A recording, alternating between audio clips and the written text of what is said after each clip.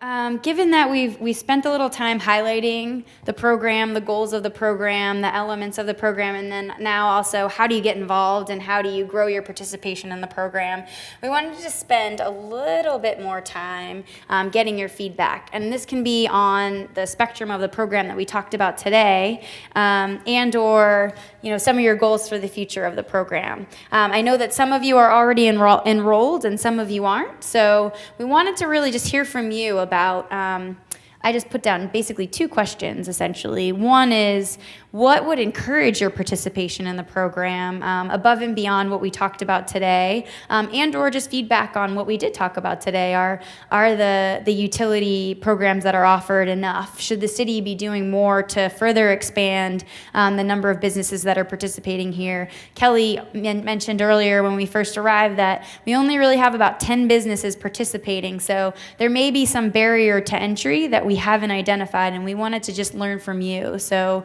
I'm going to start with that question. What would encourage your participation? Is anyone willing to give any insights on that? Encourage participation for what? In the program itself, the Green Business Program. I think this is a good start with several of us participating in this. The word needs to go out, so probably through the chamber and through your offices, but maybe it probably would need walking the stores and the businesses to tell them about this program or leave a flyer and everything, because a lot of people don't, in the small businesses, really look at, hear the radio, local radio, see the local TV channel, or read the Cupertino scene. Mm-hmm. So if somebody can, volunteers can walk and drop, leaflets or something of this kind, that'll help, because I'm sure people need to know how it's done. And once they know, it's like the city is offering it through the county efforts and all that, and the chamber efforts, people would be interested to go. And if you can explain to them what the benefits of it will be. Yeah. Absolutely. The county does offer really great flyers on that, and I know that Kelly has integrated the flyer into all new business license mailings, and certainly has been handing it out among her outreach networks like the Restaurant Association and others, but we'll make sure that we're doing that and to a broader audience. I think the Community Congress was a great example of getting the word out, but that was a little bit more targeted on the residential sector, so we'll work to couple that a little bit more. The chamber is coming out with its annual business directory. I think if the city can put a little insert in that, that'll help.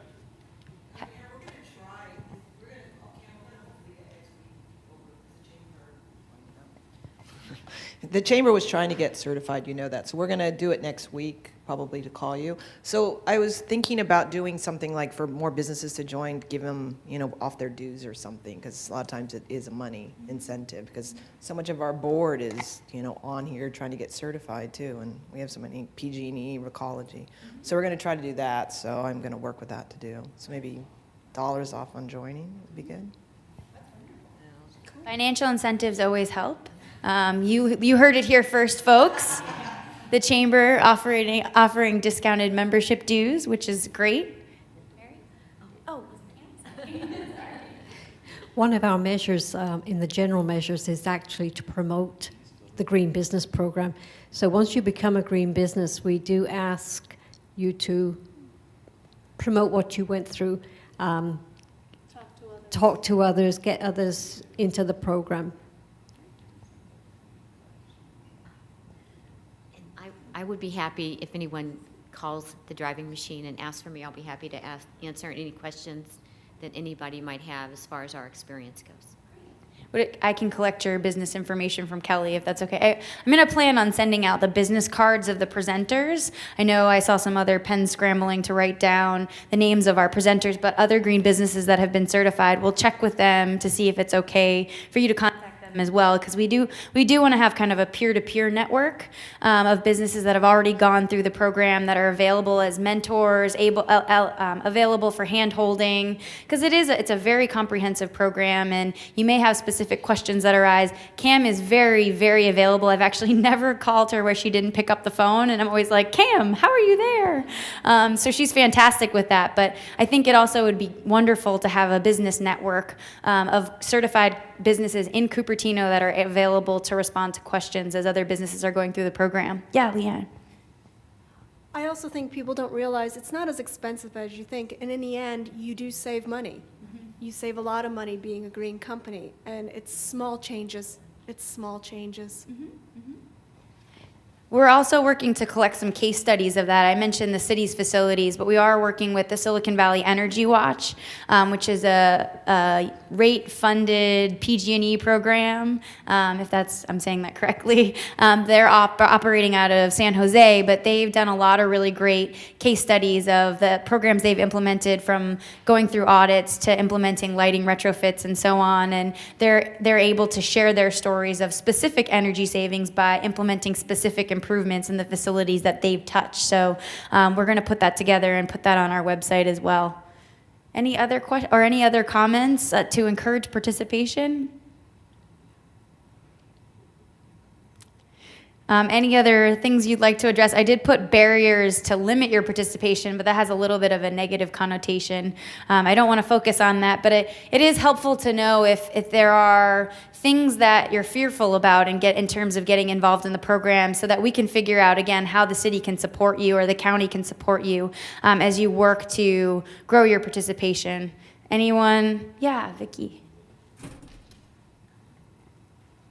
I think it's really a great program. I learned a lot from today, and definitely I'll get certified. And once I have certified, I think I will leave a lot of flyer in my store, and the customer walk in, I can encourage them to be certified.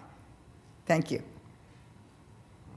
I think there's a little bit of an expectation with businesses, such as Vicky's, who already are doing so much as they relate to the environment. Your dry clean bags, and I know you use very no chemicals, minimal chemicals, whatever is the absolute minimum that's required for your business. And I know that the majority of your customers come in with the expectation that you're going to be able to talk the talk as it relates to all environmental attributes of operating a business in Cupertino. So that's great. It's nice to see that standard's been elevated through this program.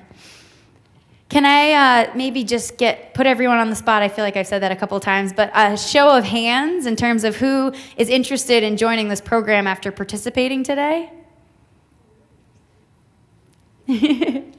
Of course, there's the next step, but the next step is submitting your application and your checklist, and we will follow up with you on that after this meeting. Did everyone get a chance to sign in so that I have your contact information? Yeah? Okay, great. Because that's going to be just the important feedback loop for the city to continue to connect with you and make sure that you get all of the information that we talked about here today, and all of the elements to make sure that we can advance your participation and enrollment in the program. Did we find today to be beneficial? Vicki said yes. Everyone else? It's helpful to sit down and learn a little bit about this program firsthand, right? Rather than just seeing the checklist on a website. That's the absolute value of what we think of meeting today was. So I'm glad to hear that. Mahesh had one more comment? Yeah, no comment, just a question. Okay. Is there a choice of trees that you can give us? Or? Yes. So the city has a partnership with our two local nurseries, Yamagami's and Summer Winds, located right next door to each other. And they've developed the list for us of what they're considering drought-tolerant and native plants. We were very specific about the types of plants that we're working with. And they are also more of a canopy tree, so we didn't do, there are some arguments. I know Cupertino's foundation comes from fruit trees, but those aren't actually native, so we didn't include those in our list. We are going to actually do a fruit tree program with the school very, very, very soon. So that's a little bit of a different program, but we can give you information on how to get involved in that. But there's a list of those trees available on our website, and we're sending out certificates now because now is the ideal planting season. So I would definitely suggest you get your checklist in. You can get your kilowatt meter. You can shop the Green Depot, get your free Cupertino t-shirt, and get your tree all in one fell swoop. So, so thank you, everyone, for joining us today. Again, shop the Green Depot before you take off, and stick around if you're participating in the office hours that are hosted by the county, and feel free to have some more water, fruit, coffee, and so on. Thanks for joining us today.